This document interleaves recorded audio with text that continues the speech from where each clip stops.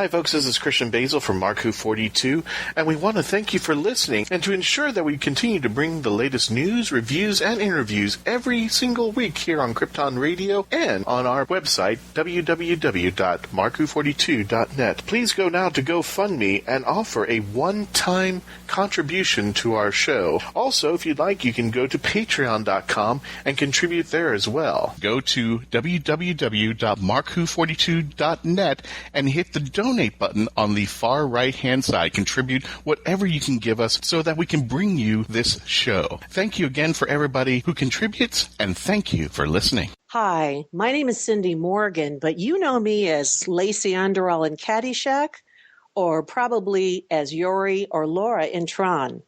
And you're listening to Mark-Who42. Children, this is the Christmas edition, and it's Two Angels at Christmas.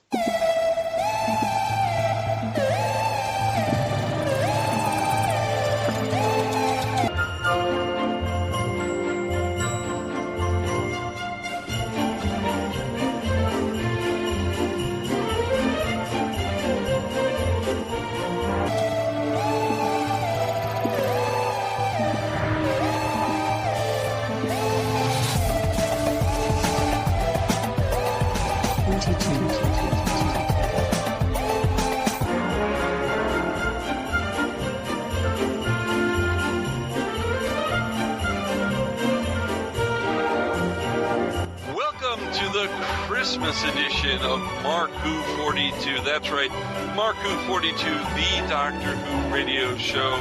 And just to let you know, I don't celebrate Christmas. Do you celebrate Christmas, Patty? I celebrate it as much as a middle-aged bachelor probably can. This, of course, is Patty-Hawkins, one of my co-hosts. Patty, what are you planning on doing this weekend? I pick up a lot of acting and performing gigs this weekend. So I'm in the Orlando area, and yeah, I just every stage, is on extended hours, and I'm just gigging as hard as I can. And I'm pretty much booked from now until New Year's Day. So it keeps me busy. And I'm, again, because I got no kids at home or family or getting Christmas turkey and that nonsense. And I don't reject Christmas as it is. I'll zip over Christmas morning and play with my goddaughters, well, and then I'll work. And I could think of worse ways to do than to do 8 shows at the Laugh Floor on Christmas Day for Christmas Con of the Magic Kingdom. That's fun. And then I'll zip over. I'll grab a late Xmas dinner with some other friends. So I've become very adept at juggling the schedule. And the nice thing too is that I'm able to actually flutter around, bounce around from Christmas event to Christmas event, and I have a great excuse to leave just when it gets boring. Right. Well, I have my typical Christmas day where I go to the festival flea market, walk around there, look and see what they have for sale, and then I go have Chinese food. Ah, yes. Yeah, that's what we do every year, and we're doing it again this year. Has that officially truly become a real Jewish tradition? It's always been a rumbling meme for the past several years, but it seems like the past 3 years it's usually openly, yes, this is what we Jews do on Christmas Day, and we go out for Chinese. We do that. And I'm going to have pork fried rice, sacrilegious, oh no. But this is a Doctor Who show. We're talking about Christmas. We're talking about stuff. This is Doctor Who. Yeah, I know. Those of you listening to it, okay, like you, we haven't seen the Christmas special yet. That will be in our next episode.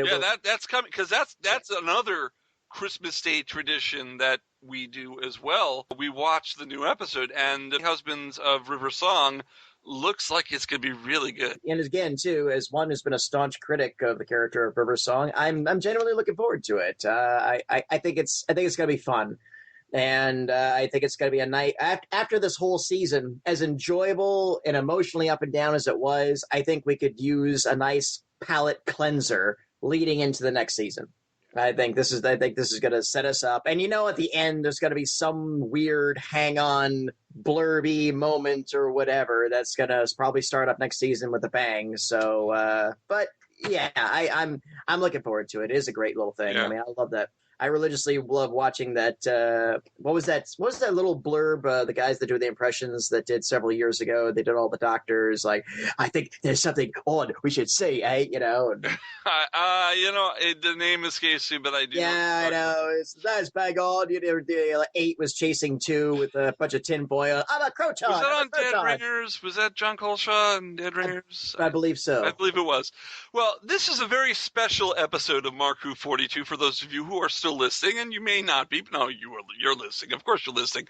We have a very special show for you. It's got 2 interviews that we've just done, and we thought we'd share them with you, and they are both very lovely ladies. In fact, that's why we're calling this episode 2 Angels at Christmas. Aww. Yeah. Now, our first angel, of course, speaking of angels in Doctor Who, we go with a weeping angel.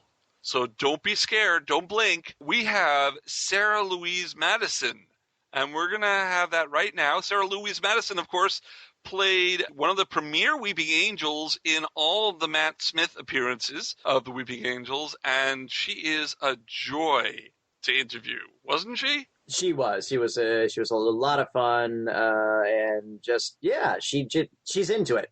Yeah, she's really into it. She's really having a lot. You'll see this in this interview. Yeah, she was a great guest to have on. Love her on again. Let's go to Sarah right now. With me are Christian-basel and Iggy-Mathews of Let's Be Reals, and we've got a very special guest with us today.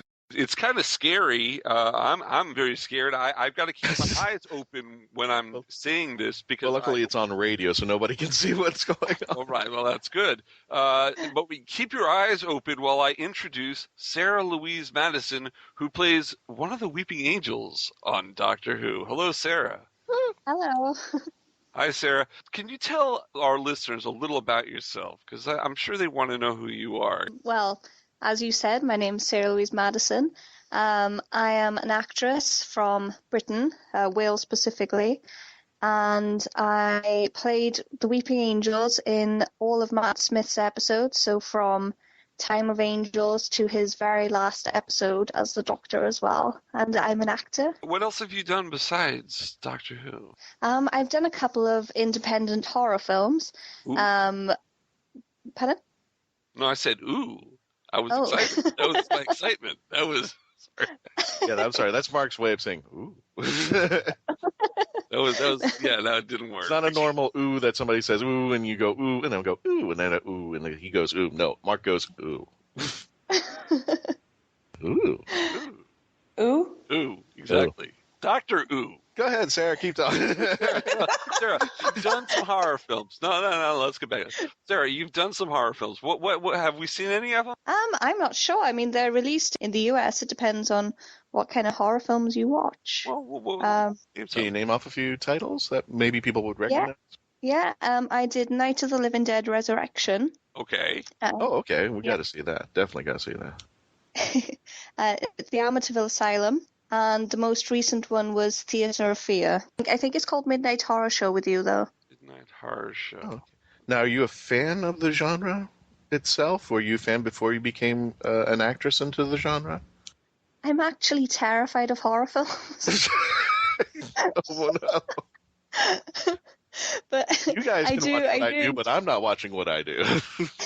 No, it's okay. The films that I'm in, because the thing is, with Amityville Asylum, I play a 13-year-old girl ghost.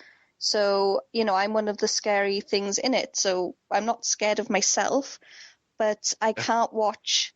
I think there's a scene where someone rips his skin off. I won't watch that. Yeah, that scene. Yeah, rips the skin off. No. No. I think you've lost the viewer. I'm sorry. Sounds like an awful waxing job to me. Especially if I can't blink. If I can't close my eyes while that's happening, it's not going to work. Well, technically speaking, if the skin's been ripped off, then, you don't have to worry about blinking. Now, I'm going to be a little flirtatious, but if people actually saw Sarah without her costume on some of her modeling pictures, you wouldn't keep your eyes off of her. That's all I'm going to say. Oh yeah. She is Sarah, you absolutely are very gorgeous beautiful. outside of you. the Weeping Angel. It's like, oh. So I went like, Thank you. ooh. Now, you said that you were a weeping angel for all the Matt Smith episodes. Does that mean that you were not in Blink? I was not, no. You were not. I think I was only 15 when they filmed those episodes. Oh, what's that Patty- sound? Oh, it sounds like we have another co-host that just showed up. Sarah, you get to meet him. It's Patty-Hawkins. Hello.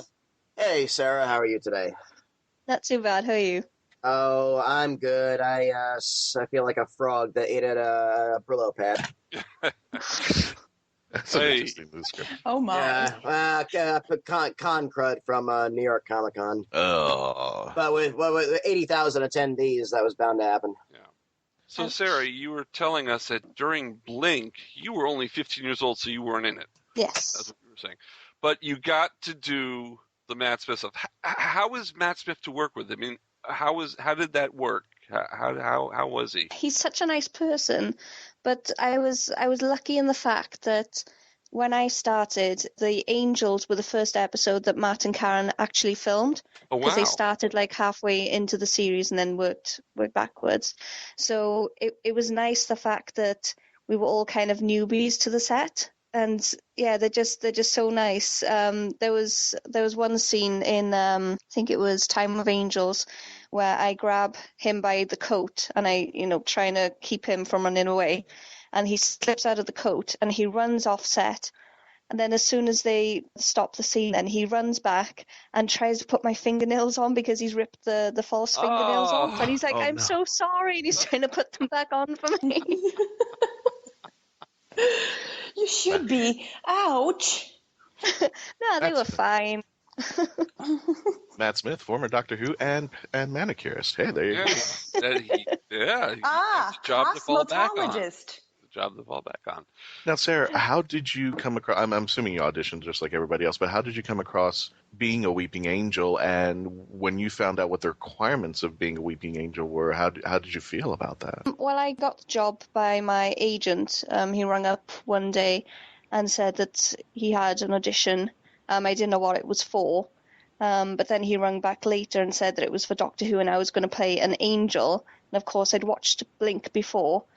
I was hoping it wasn't a weeping angel because I didn't want to go back and watch the footage because they scared me so much the first time. Oh, God. But I thought, well, I have to just in case it is the weeping angel. And then I turned up to the audition and found out that it was. But then I worked with the choreographer who works with the Daleks and the Cybermen and all the other kind of monsters on the show, and just worked with her in a group. Just did a couple of the poses and did a couple of other things as well. And then I went home and I thought, right, I won't think about this now because, the chances of me getting it are very slim. I get back at home and there's a missed call on my phone from the choreographer who said that I had the job, and I missed the phone call, so I had to ring back and say, no, I do want to do it, please. I hope you haven't given it to someone else. But and it that's was the all worst fine. feeling when somebody tells you you want something, you got something big, and then you're not around to say, I got it. You just have to sit there and say, please, I hope you didn't give it to somebody else while I was away. Oh, that's happened to me plenty of times. Were you a fan of Doctor Who before you took the role? Yes. I started watching it when Christopher Eccleston was the Doctor because my brother was in it as one of the gas mask people. Oh. So, okay. So it kind of runs in the family somehow. That's actually my favorite Eccleston story. Is it? Yeah. I loved. That's another one that just absolutely freaked me out. I had trouble watching that one as well. Well, Weeping Angels and the Gas Mask guys are very scary. So you said you did all the Matt Smith ones. But which was your favorite one to work in? Oh, that's so hard. With Time of Angels and Flesh and Stone, I filmed them both at the same time. Mm-hmm. It took about 3 months on and off to film the 2 episodes. But then I enjoyed Angels Take Manhattan because I got to work with the characters quite a bit in that one. So that was a really fun one to do, and I think we became more involved in that one. It's a hard one. I think maybe Flesh and Stone. Flesh and Stone. Yeah. Yeah. I enjoyed that episode. I liked it when you got to see the angels move for the first time. Yeah. Ooh, Really cool. yeah. Now, I'm trying to think, the moving angels, being able to see them move, didn't that kind of go against the rules? we weren't supposed to see the angels move. Yeah. Yeah, unless I blinked while watching it, and then I wouldn't have been able to see it because my husband, I don't know. I think it's because Amy's just fallen over. They don't know whether she can see them or not. Mm-hmm. So that's why they kind of like move quite slowly. So it's, they're not actually turning into whatever they turn into when you don't see them. But, they want to find out whether she can actually see them or not. All right. Sarah, now, being a Doctor Who actor, or an actress actually, you are part of the Doctor Who family now. Yes. Do you go to conventions? I do. I actually did one yesterday as well. Oh, wow. Tell us about your convention experiences. I mean, what do you think of the fans? I absolutely love doing the conventions. I mean, you get to travel to all these interesting places and meet all these interesting people. It's just so nice to talk to people about things that you enjoy as well. Like it's like you said, it's like a family, and you get to experience the joy of these shows with the fans because you're a fan of them yourself, which makes it a whole lot better. And they're just really fun to do. Oh, wait, you weren't in Blink? Forget it. Jeez.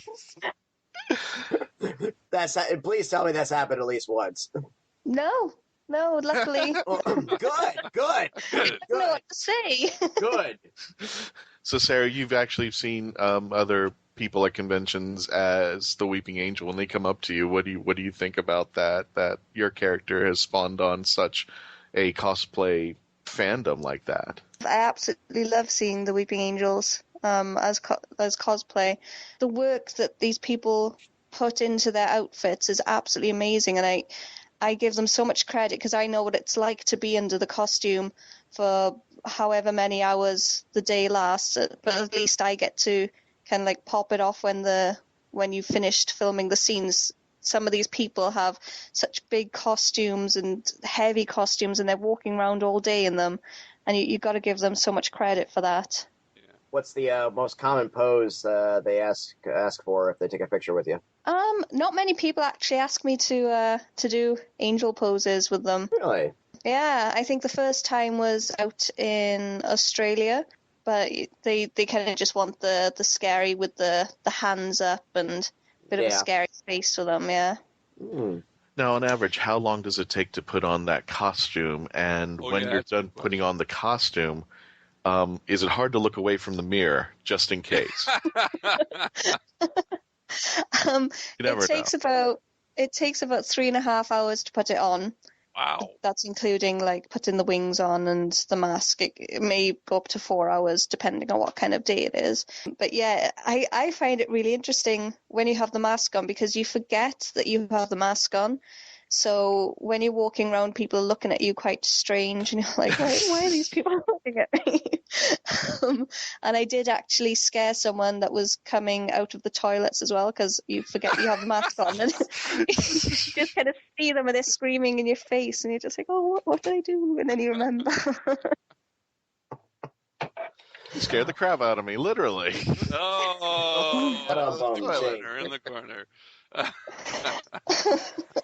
So, Sarah, what is it like to be a weeping angel on the set? Like, once they say, okay, action, and you get into the role, what goes through your mind? What is that like? A lot of it is trying to keep as still as you possibly can. Some of the scenes are outdoors in the woods or in a cemetery or something, and they're not, they seem to choose the coldest days to do these scenes. And all you want to do is kind of shiver. But luckily, I don't. But it's quite a hard one not to do. But yeah, I mean, I just love being on the set, and you see the Doctor and the TARDIS, and you just kind of like standing there thinking how cool everything is, and it's just an amazing experience. Who's your doctor? My Doctor. Right. That's a hard one, because watching it, because I was growing up with David Tennant mostly as the Doctor, but then working with Matt, that's a different kind of relationship with the Doctor. So it's a really tough one for me to decide. I don't think I could.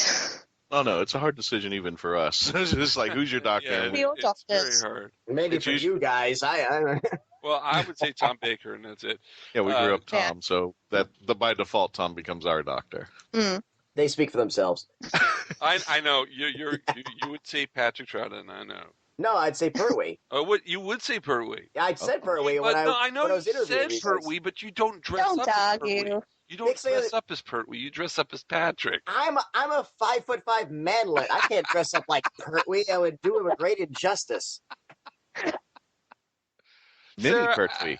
What is the longest you've had to stand still as a weeping angel?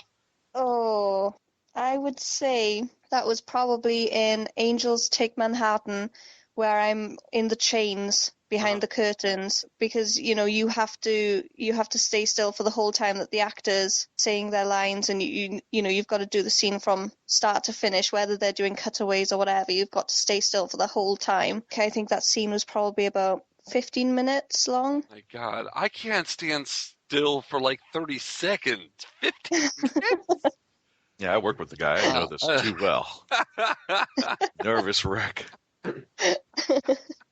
Did they pair you up with any specific direction or a trainer? Like, did they throw you guys with a mime or something like that to help with the stretching or the posing and keeping in those things? Or was it just, all right, that looks good, stay like that until we tell you otherwise? No, we do have a choreographer on set that works with us. She did the stuff for the Time Zombie as well with me. She kind of sticks around on set and lets us gives us like an option of different poses, and because there was one scene in Flesh and Stone, I think it was, where we're going down the hallway and you've got the lights blinking on and off, and because we had a series of poses to kind of go down the hallway with. She's just kind of there to make sure that everything looks okay, because there's only so much you can see from being in the Weeping Angels costume. Yeah, she's a really great choreographer and really nice as well. Excellent. Now, you just said you were also a time zombie. How did you stretch as an actress doing a time She zombie? didn't. She stood still the whole time as a That's weeping true. angel, and then she stretched as a time zombie. Well, there She you was go. See, chasing my answer, people. I gave the answer away on my question. Oh, well.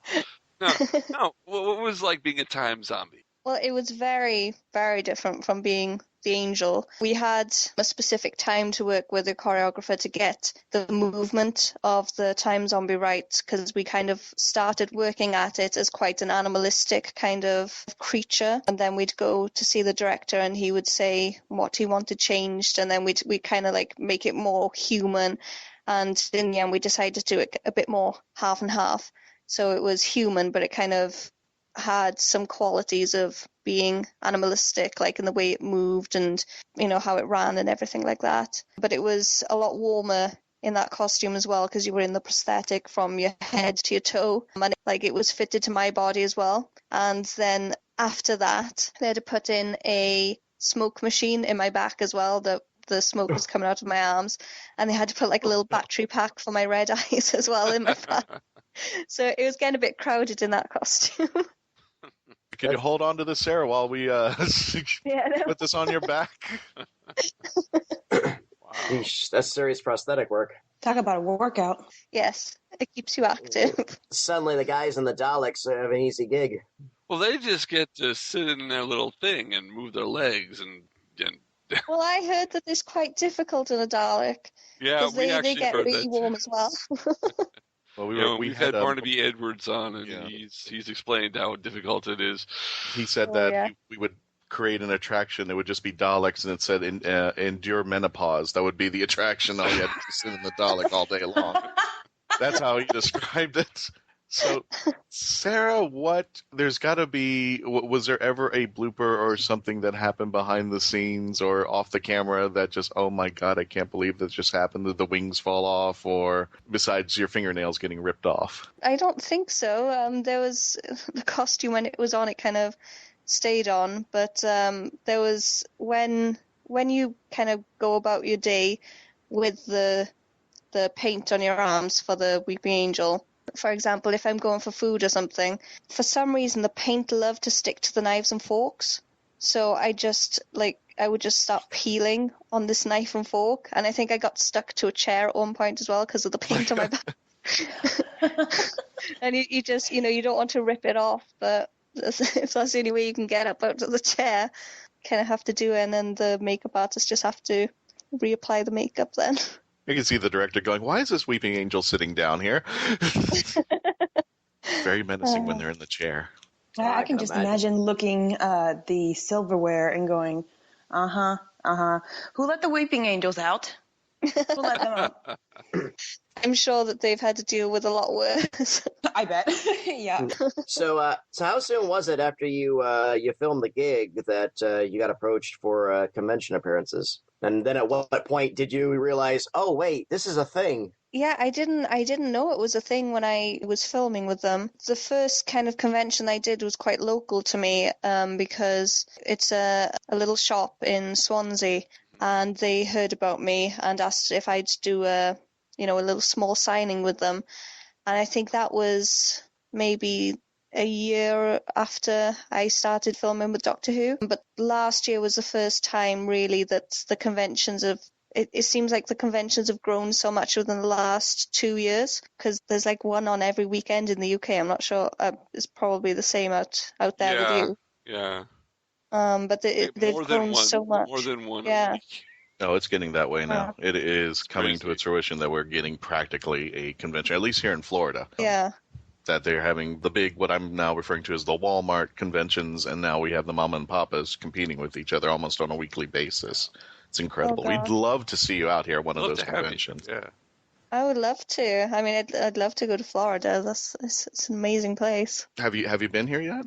No, I haven't. Oh, I've only been to Connecticut, New York, and Vegas and LA. But they weren't conventions. Oh, you've only been to those places. They've only been to Vegas. Only LA. You haven't been to, honey, if you haven't been to Iowa, you.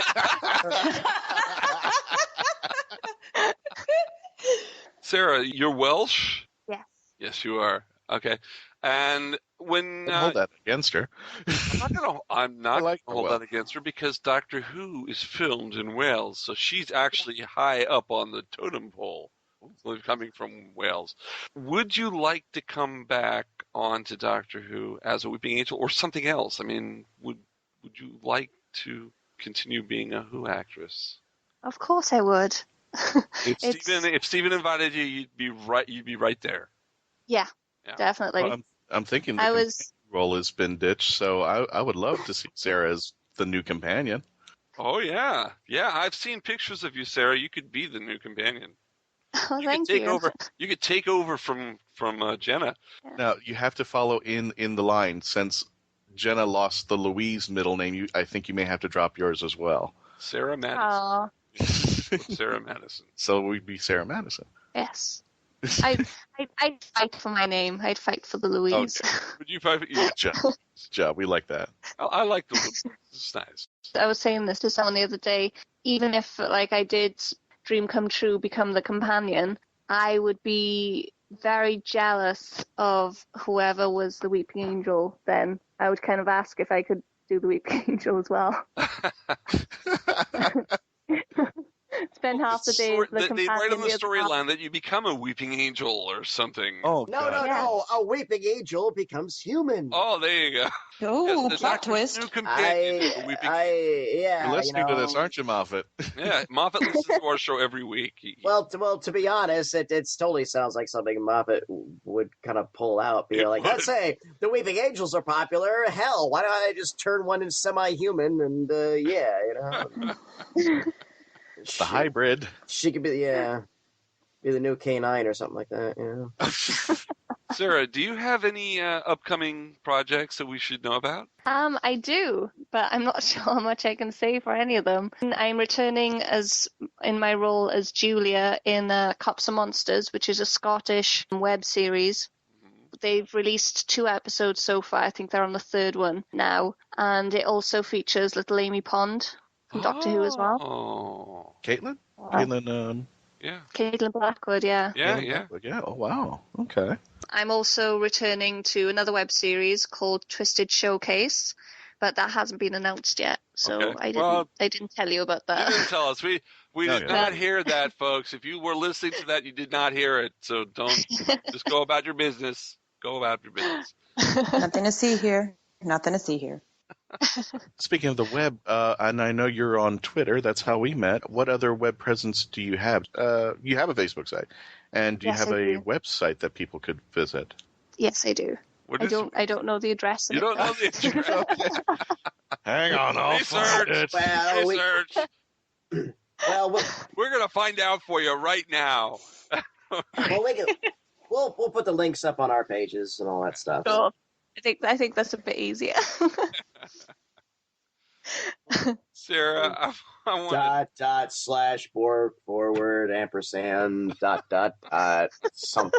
///////////////////////////////////////////////////////////////////////////////////////////////////////////////////////////////////////////////////// Hey, I feel your pain. Sometimes I can't even remember my phone number. I'm just like, wait a minute. Somebody help me pull up my number on your phone. Call yourself. Why should you even remember your phone number? Yeah, no, I'm just like, pull up my number on your phone. What does it say? And tell me exactly what that says. So, Sarah, I want to thank you so much for coming here on Mark Who 42. We really appreciate it. I appreciate you having me on here. And if you have any upcoming projects in the future and you want to let our listeners know about it, we invite you back to the show. Oh, thank you. Thank you very much. And definitely check out Sarah Louise-Madison on her Twitter. She always follows up because we're constantly talking on there, and she's always got some beautiful pictures of herself and things and conventions that she's going to. So definitely, if you haven't, what do you do on Twitter? It's not it's follow. Follow on Twitter. You follow on Twitter. Sarah on Twitter there. Wow. I feel like I really know Sarah Louise-Madison much more than I knew before. The Weeping Angels are a great villain.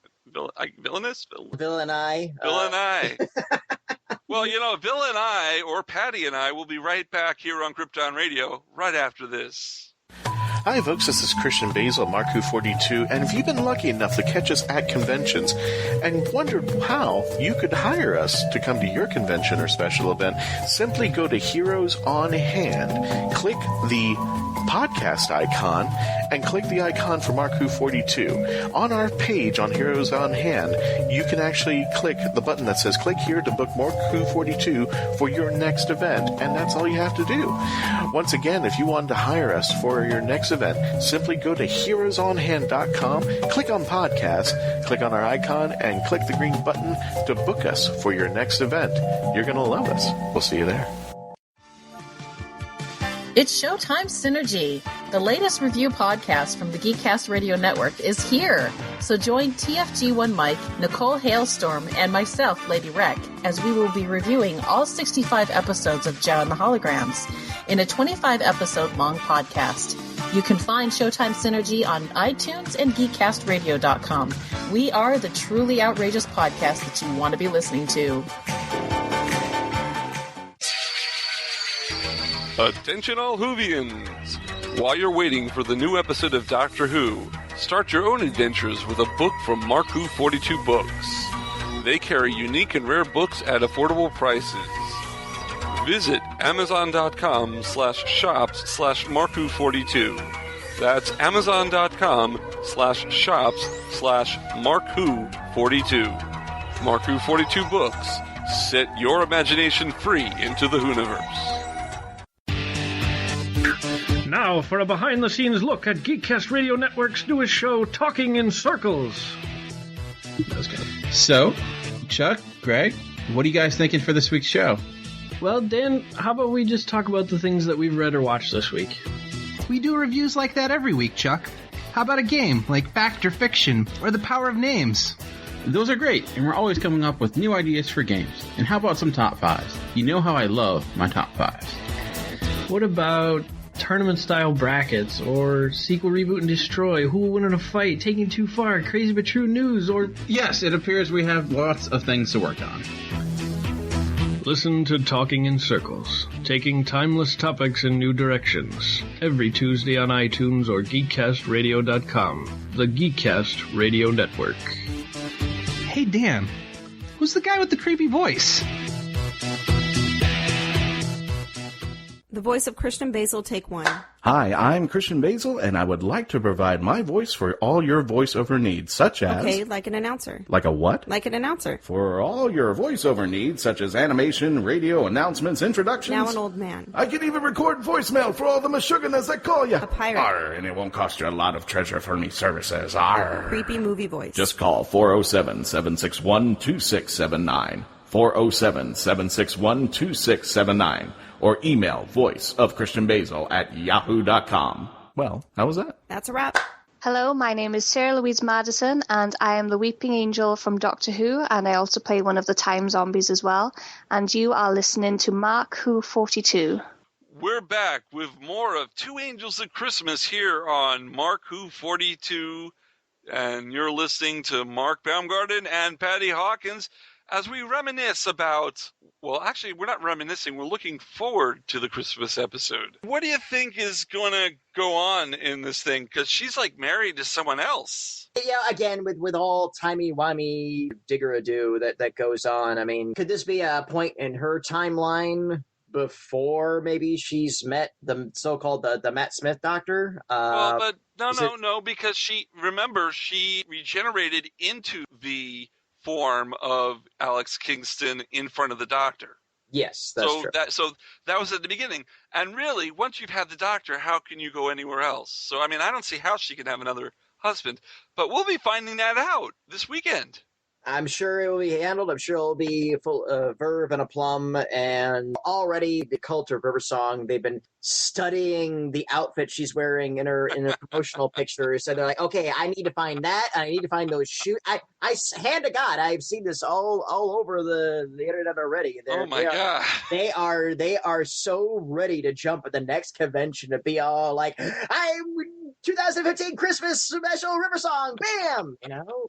And hey, and I would not deny them that in a million years. I wouldn't deny that to them either. Well, there's a curious sliding scale about cosplay, about how fast you can do a turnaround on something, and if you could, if something debuts like really recently, and you could bang out like a dead-on cosplay of it like within that week or a few weeks as it is, there's more reverence given to that. Yeah. Now, Patty, I have a question, and this doesn't have to do with Doctor Who. This has to do with two other things. First of all, what did you think when you were growing up of the movie Tron? Tron was absolutely... It was one of those things where it was like, okay, it's a Disney movie, so I almost walked into it with an imperception.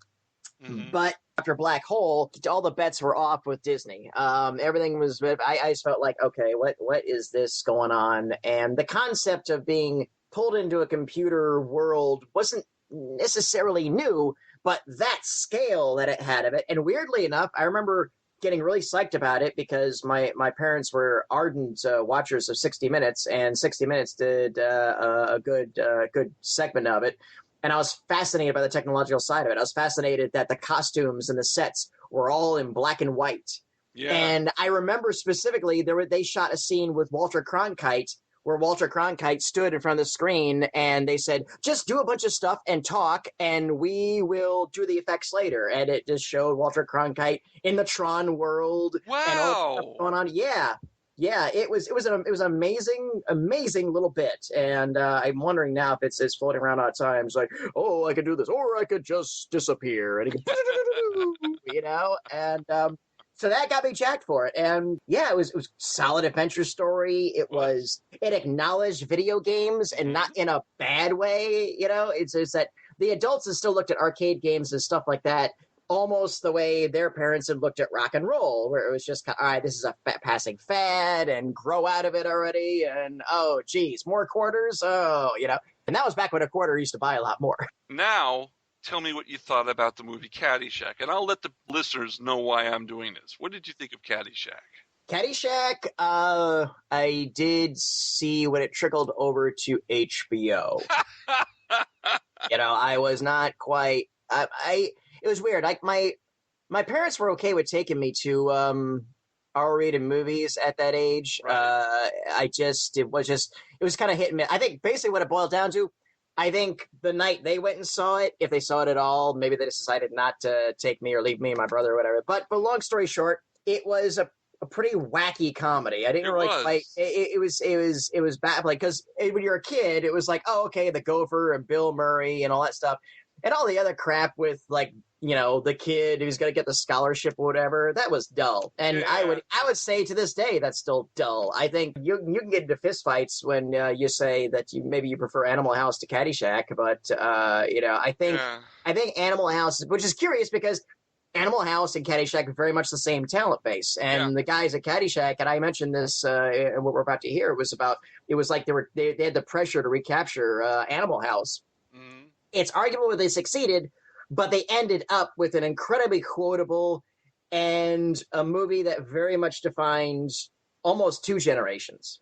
It defined if you were young at a certain age there, and it almost defined if you were at that college age at the same time. And what did you think, because I'm trying to get your age in here, and what did you think of Lacey-Underall, the character of Lacey-Underall? She was cute. You know what? It was kind of weird that her character seemed so austere and everything. Uh-huh. Again, the first time when I watched it, I was like, yeah, whatever. Let's get to Bill Murray trying to blow up the golf course. I mean, that's what I kind of was. I wasn't. Yeah, okay, all right, whatever. It's she's pretty. And, I was drooling over Lacey, basically. There was a lot to drool over, but I just remember. I remember feeling uncomfortable too, because for a lack of a better term, I'm sitting at my grandparents who had HBO. And it was we're sitting with my grandparents with the whole extended family. And the infamous scene, which again we will actually discuss in a moment, and I was thinking, am I allowed to be in here for this? And it's kind of my grandpa of all people trying, hey, your dad's gonna tell you about that soon. Well, the reason I bring up Tron and Caddyshack is that our second angel at Christmas happens to be the star of both of them, and Lacey-Underall, of course. Her name is Cindy Morgan, and I wasn't at this interview. I didn't get to interview her. I feel so bad. I'm sorry you didn't, because as you're about to see, she's a lady in every sense of the term. She is quite brilliant. Can't wait to read her book when it comes on out. Go ahead and fire this up, because this interview was an absolute delight. Cindy Morgan here on Marku 42. Today we are taking you beyond to a lovely lady named Cindy Morgan. Oh, thank you. And today I'm joined with my panel hosts, Patty and Eduardo. Cindy, for those of our friends who may not be familiar with your work, and God forbid only why they wouldn't, because it's always being repeated on some channel somewhere, can you tell us a little bit about yourself to our fans out there? Most people know me it depends on who you're talking to. There are two very different markets. People either have seen Lacey-Underall in Caddyshack, or they've seen Yori in Tron. The crossover didn't happen until a few years ago, when people started saying, wait a minute, that's the same person in both movies. I've seen both. Now the crossover is happening. But if you had a high school cafeteria, on one side you'd have the computer club.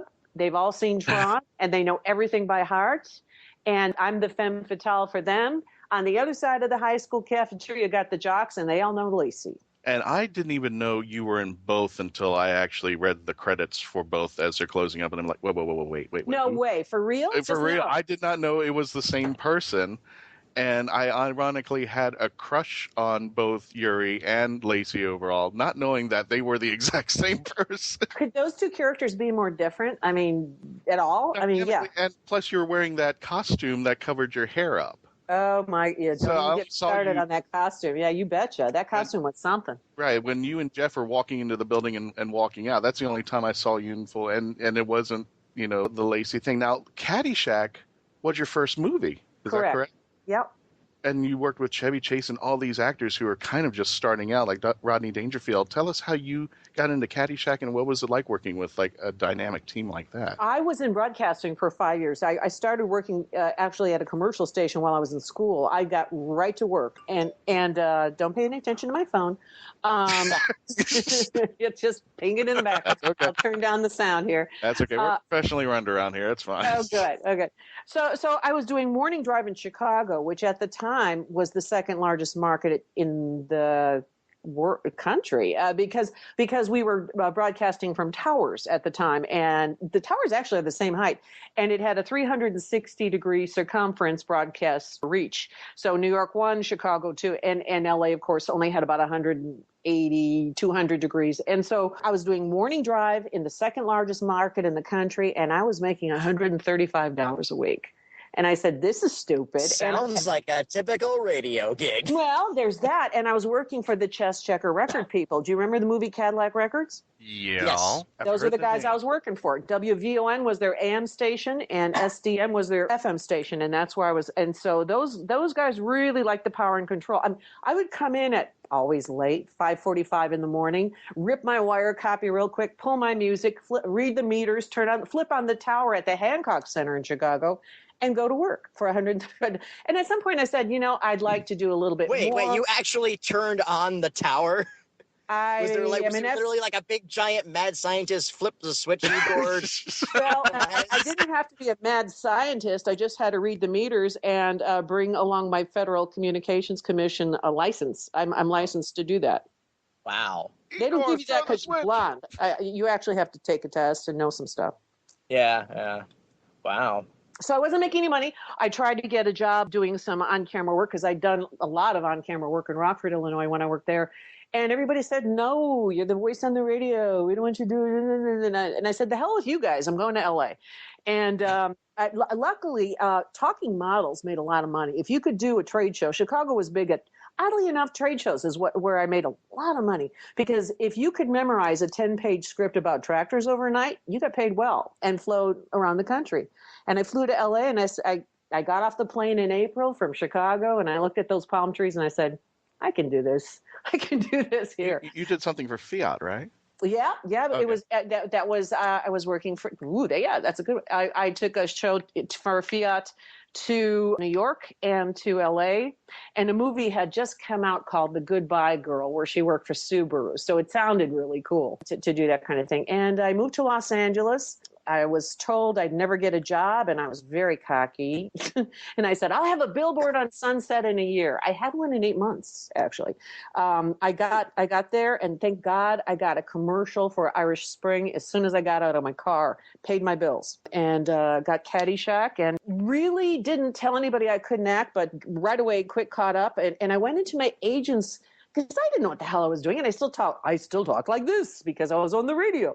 So I went into my agent's office and I pulled the resumes of the people I recognized, and I took 2 classes. One was for scene study, so I could learn to talk like a normal person, and the other one was a comedy improv class with Harvey Lembeck, who was the master at teaching comedy improvisation. I was about to say, he was like LA's version of Del Close. He was. I'll tell you, he had 3 classes of 24.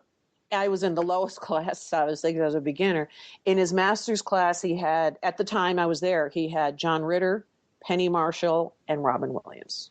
Nice. And he taught me how to do something. If you ever saw like the beach blanket bingo movies, that genre, he was Eric Von Zipper, the little guy who yelled at everybody. Or if you saw Stalag 17, did you guys remember that movie at all? Oh, yeah. Yeah. Okay, there was Animal, and there was the little guy with Animal, who was always leading, the little guy who was yelling at everybody. Yeah. But that was Harvey. Boy, did he yell at me. I got sick to my stomach before every class because Harvey would let me he had to teach me to do something that nobody else could do. He taught me how to listen and let the other guy go for the joke. And he kept saying, Morgan, stop right there. You're the straight. You set up the joke. Stop going for the punchline. Thank God he did, because when I got to the set of Caddyshack, I'm working with 4 of the funniest men on the planet. If I would have tried to lead that scene in my direction, I would have been on the cutting room floor. The best work I did was playing straight man to Chevy. Yeah, and not for nothing, as someone who's played both roles in that, it's a shame audiences never appreciate the straight man, or in your case, the straight person, because it's a thankless role. But my goodness, people do not realize. No, it's more than half the equation. It's 60% of the equation. Yeah, well, the thing is, I was the audience point of view. For example, the piano scene where all right, this is how the piano, I know you probably heard this, but it was shot in Florida. It's like 90 degrees outside. Inside with the giant Klieg lights, it's over 100. Everybody's sweating. My makeup's being touched up every 5 minutes. Harold Ramis comes up and says, come over here. I said, now what? And he goes, come over here and sit down by Chevy at the piano and say, sing me a love song. I said, why? We're burning daylight. What? And he goes, just do it. Just do it. I'm fine. So I sit down next to Chevy and I go, sing me a love song. And he snorts the salt, throws the tequila, and launches into I Was Born to Love You. And I went, what? And now, if you watch the scene again, watch, because out of the corner of my right eye, I see the damn camera light on. I went, son of a gun, they're filming this. That's when I knew we were shooting a scene. And you can see, I laugh a little bit. You can see when I recognize what's going on, because I laugh a little bit going, son of a gun, they're shooting this. All right, I'll play. And there was some tequila in front of me. That was tequila. I took that, and there was... I had a wad of gum in my mouth and I blew a bubble in his face, and that was the button on the scene. That's how that scene was done. So thank God I learned to follow the action, not to lead it. Had I been trying to do what I wanted to do, I would have been, God knows what I would have done. But I was in that scene with Chevy. Chevy was leading the scene. He was driving the scene, and the audience got to laugh along with me, because I'm looking going, the audience really doesn't know that I don't know what the hell's going on, but they can laugh with me. And looking at these other guys, these crazy guys, because it was honest, because I didn't even know we were filming a scene. It's actually the best kind of scene right there, is where, something happens and the audience doesn't know that you were taken by surprise. So they're just like, wow, this is comedy gold. Well, yeah, and it was a very real reaction, because I didn't know. What was your take on working with just Ramis on that movie? Because I know the pressure on him to basically, all right, we're looking for Animal House 2 here, so let's go. And I know he was under tremendous pressure. Harold was awesome. In fact, I remember going to see Animal House a year before, and I never even connected the two until many years later. But I remember saying, what an awesome new genre of comedy. This is so funny. This is so fresh. This is so new. Had no idea I'd be doing it with a lot of the same guys a year later. Harold was awesome. Harold really was Lacey. He would come up to me and whisper little suggestions in my ear, and I go, why would I want to do that? He goes, just do it. Trust me, trust me, trust me. And then I'd see it up on scene and go, I see what you're doing. But there was a lot of trust. He was very gentle. He was very soft-spoken. He was very self-effacing. A lot of things were done with a little chuckle. All right, well, and then he would bring me in. He treated everyone so well.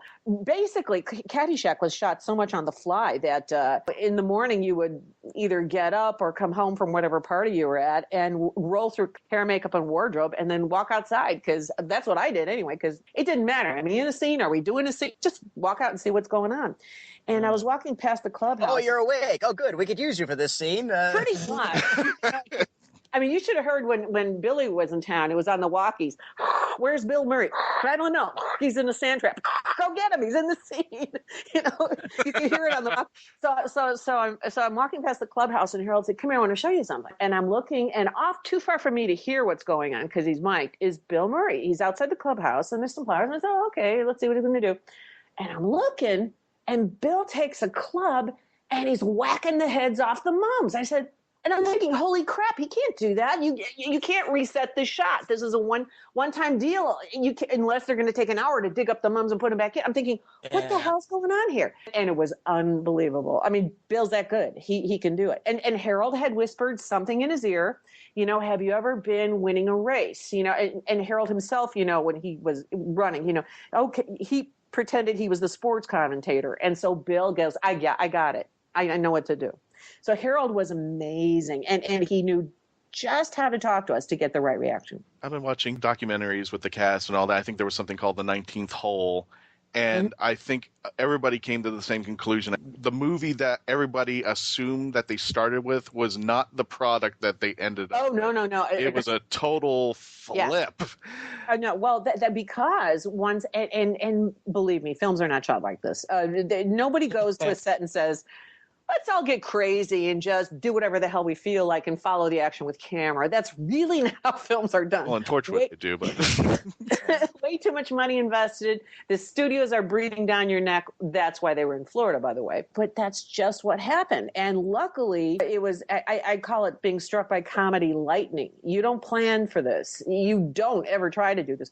But it happened and it worked. And great editor, William Carruth, a good friend of mine, put it together, pieced it together. And he's the one who actually hates the gopher. He's in real life, Carl Spackler, because he hates that damn gopher because he was cutting to the gopher. The reason the entire gopher sequence was shot after the fact, because when they got the film back to the studio, none of it made any sense. There was no storyline anymore. It was just a bunch of brilliant vignettes, and there was vignettes, and then you had about 3 basic subplots, but you never had there was no primary plot. The storyline was movie. And the storyline was originally about Michael O'Keefe and the Caddies and winning the Caddy Scholarship, which is the true story about the eldest Murray brother winning the Caddy Scholarship. There's about 42 Murray brothers. I really am not sure. The north side of Chicago. And the eldest one, Ed, he came up to me once. He said, Cindy, this is about me. I said, I know it. I have heard that, Ed.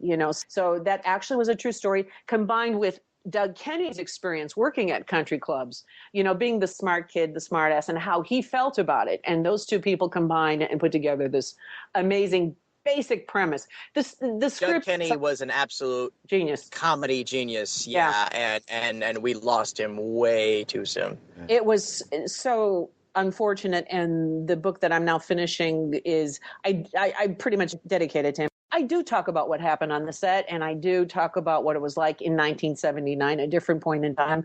But I do make a clear reference to Doug Kenny, who lost his life because of that lifestyle. And I pretty much say, history is written for the victors. Congratulations, Doug Kenny. For our listeners, Doug Kenny was one of the brilliant infant terribles out of National Lampoon, brilliant comedy writer, and he was Stork in Animal House. What are we supposed to do, you moron? That guy. Well, yeah, he got 1 or 2 lines, but nobody. He just really flitted through it. But he was the genius behind Caddyshack, and putting it together was in post production. That was an even bigger battle. Bringing in the gopher, John Dykstra putting that animatronic together and cutting it in, and then William Carruth cutting together scenes that shouldn't have been in the same planet, let alone the movie, and making it make sense. And there was a rumor that Doug Kenny had punched out John Peters in post. I don't know if it's true, but I can hope. Wow. Well, here's the thing. The gopher was actually an afterthought. It wasn't even plotted or planned. It was just like right at the end, we're going to throw in this animatronic. It was after principal photography. And became the big icon of the movie. Also, Cindy, have you been to St. Augustine? Yep, sure. Ironically, there's a restaurant called Caddyshack. And the Murray brothers own it. The Murray brothers own it. And that's why I was laughing about the 42 brothers, because I was looking at them like, oh my God, how many people are in this family? There's Bill, there's Chris, there's lots of them. Andy Murray, I think, runs that restaurant. He was running it last time I was there. I don't mean to give a plug out to them, but it is a good restaurant if you're in St. Augustine. I go there every time I go there, and just have a great time out there. Now, going back to Caddyshack for just a second there. John Peters and I locked horns for something that had nothing to do with my job. He asked for something he shouldn't have asked for. Then he tried to bully me into a corner, and I said, okay, until this set is cleared. It was a nude thing. They thought it was going to be a carnival. They brought a Playboy photographer down, which, was a big compliment, but I was the Irish Spring Girl at the time. They didn't ask. They demanded. They bullied, and it was not in my contract, and I knew I had enough film in the can. And I don't do this, guys. I may have stopped production 2 times in my life, and there was a really good reason both times. You don't stop production unless you... But he was bullying me. He was on the phone. He was screaming, and I said, okay. I walked back in. I said, this is how we're going to do it. Until we clear this set, and I want to see 4 guys. And since I had run camera in Rockford, and you were laughing, I turned on the tower at the Hancock Center. Well, I worked at a couple of stations in Rockford. I ran camera. I ran sound. I mean, I did it for, when the cameraman wouldn't show up, I'd run out from behind the weather desk and set the shot. You knew exactly the minimum amount of people that needed to be in that room. The DP, they had the old cameras. The DP is going to be behind camera. We need one guy for focus puller. We need Harold Ramis and that actor. Until then, I got all day. Take your time. Boy, did I learn a lot. Everybody else out. You got to probably talk to your union representative. And the sound guy says, well, I need to be here. I said, I got an FCC license that says you don't. You set your boom mic, walk outside, and keep an eye on your meters. Get out of here. Oh, my God. Yow. Well, they weren't listening, so I needed to be a little more clear. My father ran an automotive plant in Chicago, and he did with a year and a half of high school. He worked his way as high as he could have. And he used to say to me, Synth, some people you can just talk to. Other people you need to wrap over the head with a 2x4, get their attention, and then start the conversation. Oh, my God. So I've heard variations of that advice. Maybe not like in the Untouchables, we don't like your methods. Yeah, you're not from Chicago. Yeah. But look, they were backing me into a corner. What was I going to do? Cry, whine, and then become an alcoholic for the rest of my life because I compromised something that meant a great deal to me? The reason Lacey was Lacey in 1979 is women had just gained the right to choose. Lacey-underall was doing what every man had been doing all along. And I think that's why guys liked her, although they don't really admit it. The converse is true. If I allow them to bully me, they're taking from me my right to choose. And I couldn't do it. And that was the day Lacey was born. It was the second scene I shot. Being that this is your first movie, yeah, and you had to take off your clothes, it was horrifying. How did you come across it? How did you deal with that moment? It was, well, first of all, I never thought I'd get cast in this film, so I had nothing to lose, which is why I got cast in this film. Because but then when I realized that I had a specific meeting and they discussed those things in detail, and the details are in the contract, as creepy as that sounds. On the night before we shot it is when decisions were being made. Oh, we're going to send people down, and a lot of people showed up, and I said, that's it. And the thing is, I had a job to do, and people were interfering with it, and that was going to stop. I had a job to do, and I had all intentions of doing my job. I wasn't pulling a prank or behaving like a diva. They used a lot of other words, not diva, let me tell you. But the thing was, there was a job to be done. Everybody knew it, and when the BS stopped, then I could do my job. And that's it. And it was a tough job to do. And in fact, that's the day Lacey was born, because until then, I was very nervous. I was very scared. And they backed me into a corner. And you guys are backed into a corner. You have to make a choice. Either bring your A game or go home. Right. And I had to measure up to that. And I was nervous. Once they backed me into a corner, I wasn't scared anymore. I grabbed a hold of Michael O'Keefe. In fact, the best dailies I ever saw in myself, the assistant editor was a woman, and everybody knew the story about what was going on. She called me into the editing room after the fact, and she said, I want you to see something. And I wish I had this footage on myself. I really do. It was me. You could see me from the waist up, completely nude, and me looking at the camera and pointing at the camera, saying, I will not work until that guy puts his camera down. Oh, my God. Roll action, and I did the film. I did my scene. That's the footage I wish I had on myself. Oh, my goodness. Well, I was looking at the film camera saying I won't work until the still photographer from Playboy puts his camera down. Wow. Since then, Playboy's actually met with me and asked me to shoot again. I think that ship sailed. So. I don't think so. I like you, Cindy Morgan. Well, Playboy is out of that business now anyway. So they actually was registered in Chicago. It was a legitimate modeling agency, and I was registered with 3 agencies in Chicago. And some of my first modeling shots were shot by a wonderful man who's a Facebook friend named Richard Azui. And Dick Azui did these amazing shots and test photos. So you would come in, they're working out lighting and what their style, and then you get photos for your book. And he did wonderful work, and we're still friends on Facebook. Lovely. Oh, that's cool. Now going to Tron, and so I didn't work until Tron, a year and a half. Wow. Because of John Peters made good on his threats. You're blanked in this business. You'll never blanking work again. I'm breaking your contract. I'm taking away your paid ads and your billing. I called my agent. I said, help me. And his exact words were, honey, you're not a doe-eyed girl from the Midwest. Handle it. Oh, my God. Okay. So I had to. You guys think there was nobody defending me. It was me or nothing. On a smaller scale, on the entertainment business side, yeah, I have seen that. Yeah, and I've heard stories about John Peters, but I never heard this one. Oh, believe me, this is a small one compared to the other ones. So I didn't work for. I moved to William Morris because that agent who said handle it, I came back and fired his ass and went to William Morris. And I had, in the next year and a half, I had literally more lunches with agents than I did auditions. Very bad numbers. Wow. Oh my God. And then suddenly, bypassing the entire audition process, I get a call to go up to Disney to be put on tape with Jeff Bridges. And I'm like, what the heck is that about? But okay. What had happened is when I was taking that comedy class I told you guys about, Yeah. one of the guys in one of the classes, in fact, the advanced class, I were dating. And he took me to lunch, and he was in this cartoon. And we were having lunch at the Chronicle in Venice, California, and they're talking about this cartoon, and I'm listening. It sounds really interesting. And then it was about 7 years ago, I said, was that cartoon Tron? And he goes, yes, I took you to lunch. I was out. You were in. So At that lunch, I hadn't worked for a long time, but the director saw me, fell in love with the idea of working with me. Caddyshack came out. I bypassed the entire audition process, walked in, and it was down to me and Debbie Harry going in. And I got it. Nice. You had Debbie Harry. Don't ask me why that's what they're these were just the facts as I was told. No, that's interesting. Yeah, well, contextually, a lot of people, we think of Disney now as the entertainment monolith it was, but you got to remember, think back then too. These were definitely people call them the dark days of Disney. I call them the doldrums of Disney. When they were trying so desperately to get in the sci-fi thing. They attempted with Black Hole, and that was the word on the set. The strange thing that it was. Yeah. Everybody kept saying, why actually call something the Black Hole? I mean, it's like you're asking for it, but it didn't work out.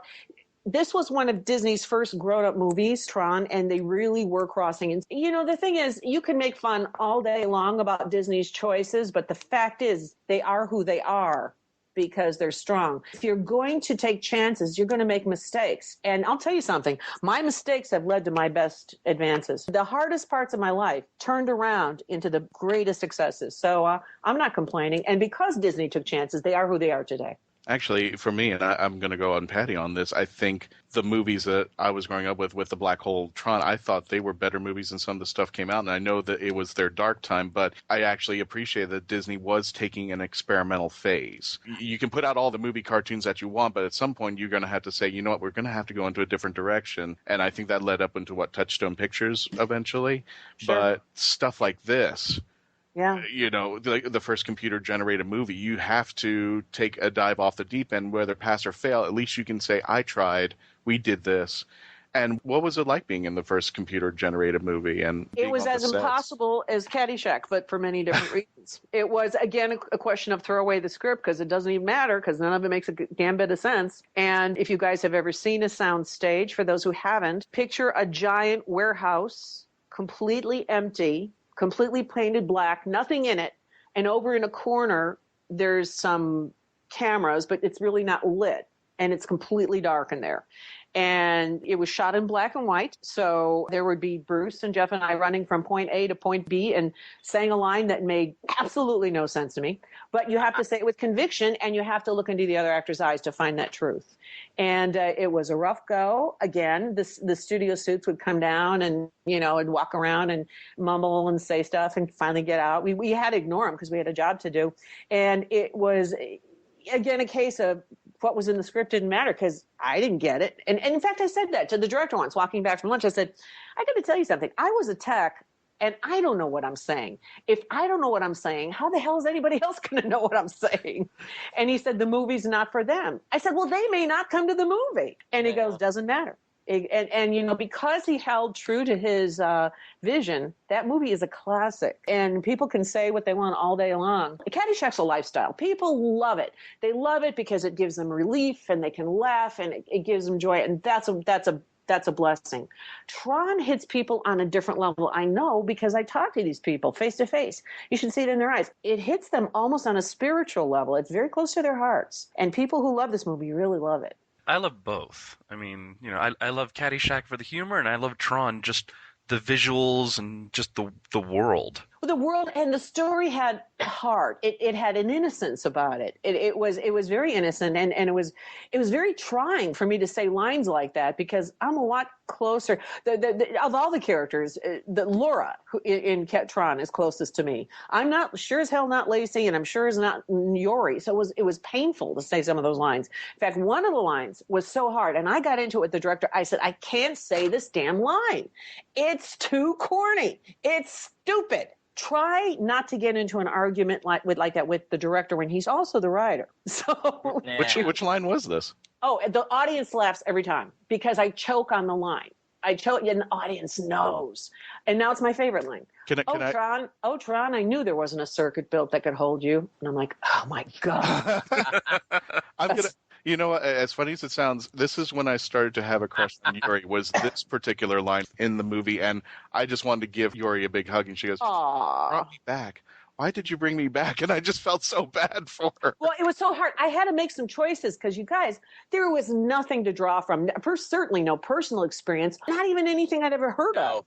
Tron has got a lot of intellectual vindication since it got released. Before it was like, oh, okay, it's still a kiddie summer movie, but a lot of people have looked back on it now and said, well, no, wait a minute, there's a lot of very seminal and important science fiction elements that they debuted with Tron. And even the technology, you could easily argue that Tron was a movie that really you shouldn't have been able to pull off what they did. Absolutely, it was a minor miracle. 360,000 codoliths. If I could jump off on what you were saying, Patty. If you think about it, would we have movies like The Matrix or TV shows like Ghost in the Shell without Tron? Because they have a lot of the same ideas. Yeah, it did start all that.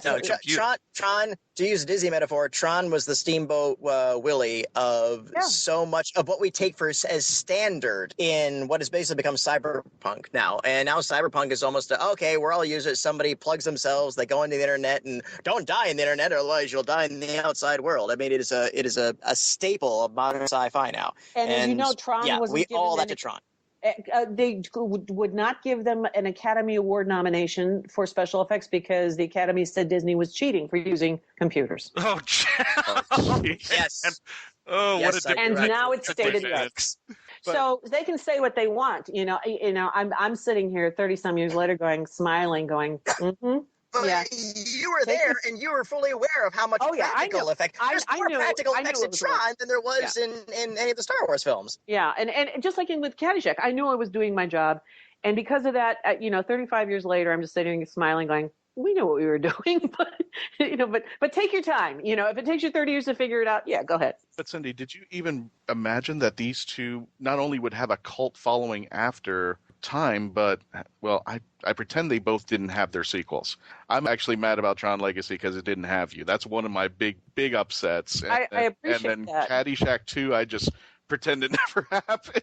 When people ask me which Caddyshack I was in, I say the funny one because it's so painful to watch Caddyshack 2. You can't just get a bunch of people together and get them all high and start rolling camera. That's not how it works. I mean, you actually something actually has to happen, and did not happen there. I just remember naming it the Jackie Mason golf movie because I can't relate it. It looks like they just took the script from Caddyshack and said, let's Xerox this and see what. I can't watch it. I've tried. They filmed that in my hometown. Oh, okay. The only thing I like about Caddyshack 2 is the theme song by Kenny Loggins. Yeah, exactly. Like I just pretend that was completely separate. I haven't stuck around long enough to find the same song, but I'll look it up and see it. It's actually done by Kenny Loggins, and the running joke was when your soundtrack does better than your actual movie. They actually, and I read this somewhere, that they had to actually reshoot the music video to remove all the Caddyshack 2 stuff. Oh, I'm sure. Just be Kenny Loggins because they didn't want anything to do with it after a while. Do you know how cool that was for me? Can you imagine? I was a disc jockey in Chicago playing Kenny Loggins. A couple years later, I'm in a film and Kenny Loggins is doing the music as I walk past the pool. Oh my God. Mr. Knight. Can you imagine how that's like? I mean, I'm like, I loved and admired this man. I played his music on the radio in Chicago, and suddenly his song is behind me walking past the pool. I don't know how to wrap my brain around it. Pretty cool. So what's your favorite Kenny Loggins song? Mr. Knight. No, I can't make I was playing his stuff since he was Loggins in Messina. I just like his work. What is the song? I can't think of the title, but this is it. And make no mistake where you are. Yeah, This is it. That's That's exactly the song. Yeah. That's an amazing song, and you heard the story behind that one. I've heard that one. Yeah, he had a friend who was seriously ill, and he wrote that with. It's just so his music is so full of heart. You can't not love it. Yeah, my favorite has always been the duet he did with Stevie Nicks, Whenever I Call You Friend. Oh yeah. Also pretty awesome. I can't help it, but every Christmas I listen to it, and they play it on the radio so often. Celebrate Me Home. That thing makes me well up every time I hear it. Oh yeah. People love his music. He seems like one of those guys who you didn't have a powerhouse behind him because his music is so amazing. I look at artists right now and I'm going, yeah, but where's the music? Yes. Yeah. I'm seeing all the flash. Now, where's the actual product? I've always thought of him as rock and roll's equivalent to an actual old school crooner. Sure. Well, yeah.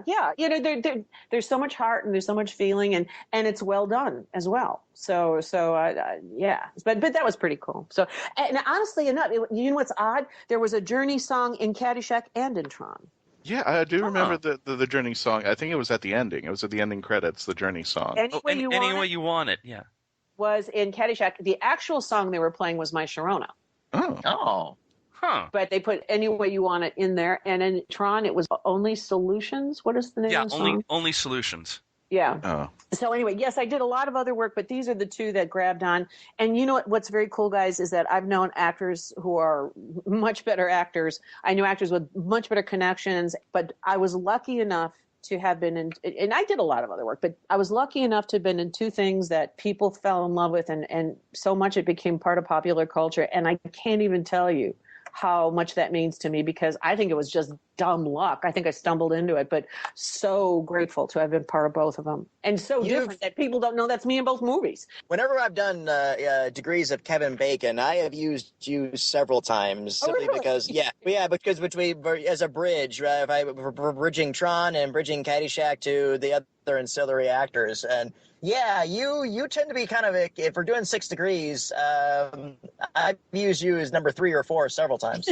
Well, think about it this way. I mean, there are actually campaigns that want Yori back. When Tron Legacy came back, it was like, where's Yori? We need Yori in here. Again, I considered what happened holding a winning hand either way. I was working with some people who were very upset, and I said, now listen to me carefully. What we're going to do is we're going to put up platforms and we'll put up interviews, but we're going to have 2 rules for our team. Always respect Disney, because it's not one guy, it's a company, and they've made a decision, and no whining. Always respect Disney and no whining. And right in the middle of an interview with some guy from CNN, we're doing a conference call, and the person I'm working with is going, well, I just don't think it's fair because Jeff is in it and Bruce is in it. And I said, excuse me, Henry from CNN, I need to ask a question. What are our rules? Always respect Disney. What's the other one? Oh, my. Make it hurt. No. Actually, the guy from CNN was laughing because he knew exactly what I was doing. And he actually came to a show in San Diego Comic-Con and introduced himself. See, the thing is, if you do your job and you do it well and you make sure, I think it's much more polite and much better business to let other people do your speaking for you if you have that option. And when the internet came around, all of a sudden I went, oh, I know what to do with this. This isn't 4 guys in the back room chewing on cigars making decisions. This is me back at my radio station with my soundboard doing morning drive in Chicago. Yep. When I used to screw with my bosses because they wouldn't let me do something, oh, did I have fun with them? So I knew what to do with this. I made sure that there were sites up in every platform. I jammed it with content, photos, interviews, and it wasn't my opinion wasn't the one that mattered. It was I let other people give their opinion. And because of that, if I would have been in Legacy, I would have walked by in the background, they would have controlled the promotion, and that would have been it. This time, I was able to put up sites and people expressed themselves and the press picked it up. It was probably one of the most unbelievably heartwarming things that could have ever happened. I can't tell you how much it meant. Well, we did see Lori for a brief moment, but it was never used in the movie. It was for a mock news interview, right? And I actually saw it on YouTube. You and Bruce were up there as your respective characters. Yeah, I got lots of stories about that, but I can't talk about it. I can, but I choose not to. Well, we'll shut off. Well, was there any sort of illusion that you may have gotten, even backhanded, of okay, we're doing this Tron thing, What do you mean? And if it does well, maybe. Oh, no. I don't think that's what it was. I think that they were actually acknowledging the fan base, because otherwise it seemed to a lot of people that it was a slap in the face. So that was their way of, I'm guessing, of acknowledging the character. I don't know. I wasn't sitting in that meeting, so I can't really tell you what the reasoning was. But I can tell you this, the producers, because, they were all named like Kevin or something, and there were like 4 of them, and they were all about 23 years old.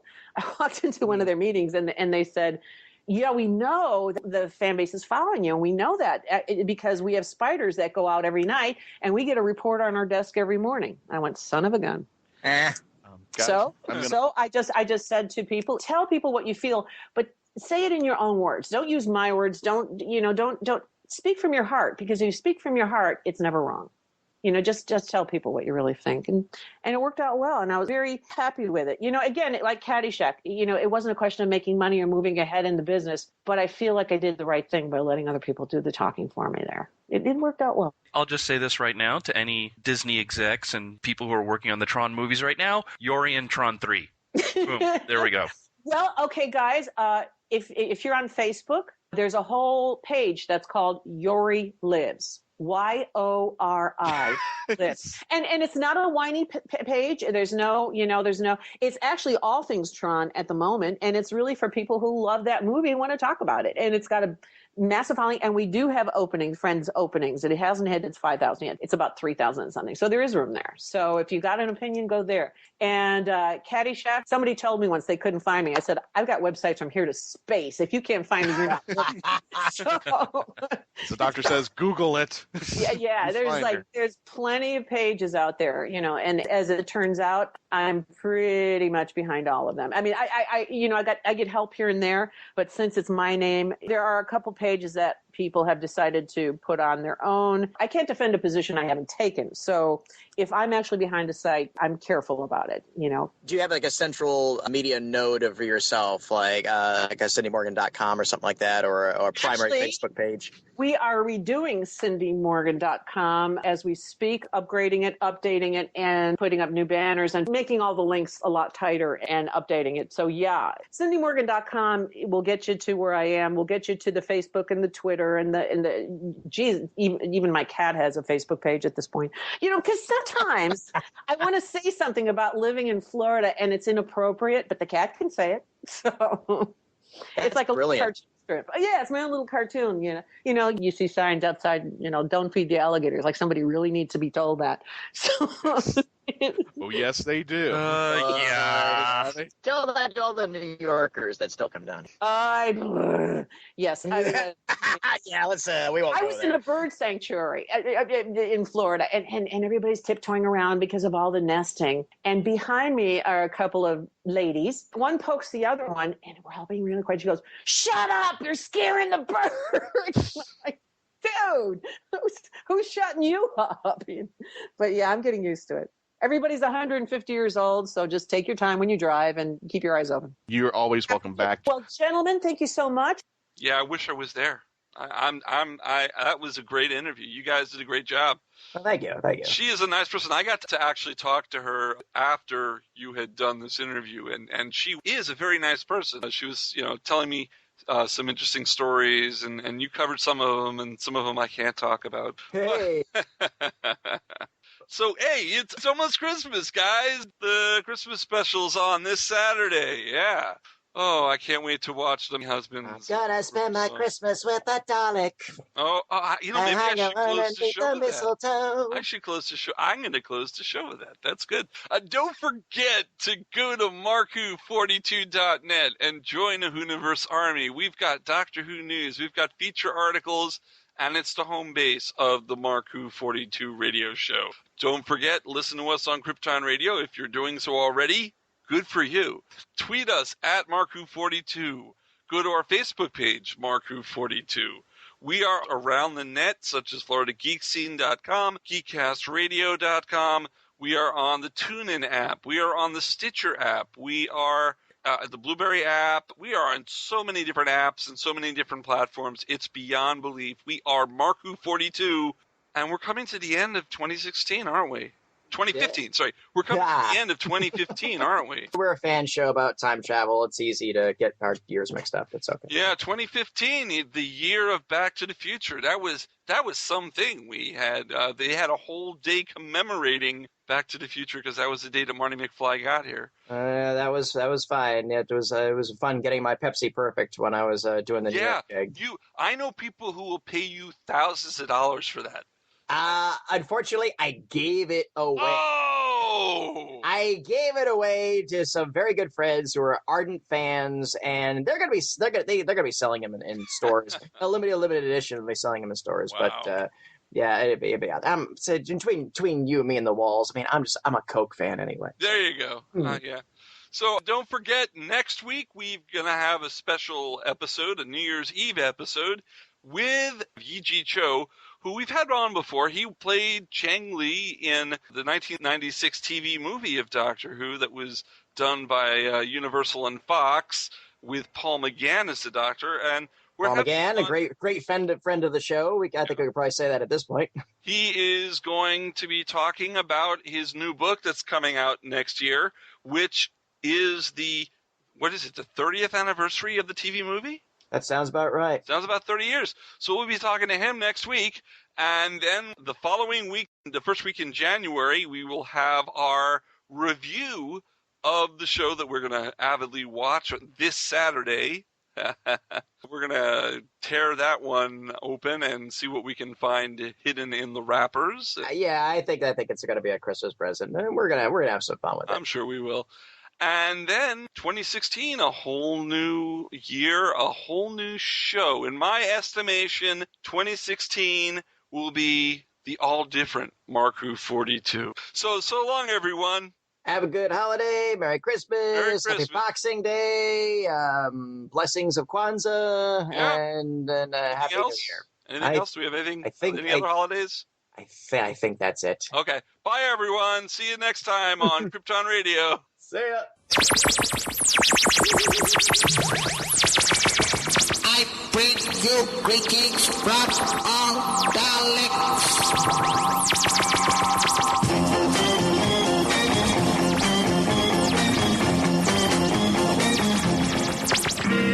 I'm gonna spend my Christmas with a Dalek. Mark Who 42 was written and presented by Mark Baumgarten, Iggy-Mathews, Christian-basel, Patty-Hawkins, and Eduardo-m-Freyre. This show was edited, produced, and directed by Mark Baumgarten. Please visit markwho42.net and register to join and be a part of the Whoniverse Army. Merry Christmas. Merry Christmas. Happy Christmas. Happy Christmas. Merry Christmas. Merry Christmas. We can be contacted by email at mark@markwho42.net with the subject line ?. I wish to be your friend. Please, may I have some more plum pudding and custard? If you have worked on Doctor Who or are working on a project relating to Doctor Who and want to be on our radio show, please email our media relations director, christian-basel, at markwho42media@yahoo.com. Merry Christmas. Christmas tree. Happy Christmas. Mistletoe. Merry Christmas. Merry Christmas. To you. Doctor Who and its properties are owned by the BBC, the British Broadcasting Corporation. Merry Christmas. I love you. Happy Christmas. You love me. Merry Christmas. Merry Christmas. To you. This show is owned and copyrighted by Mark Baumgarten 2015. Merry Christmas. More plum pudding. You're listening to Krypton Radio. Merry Christmas.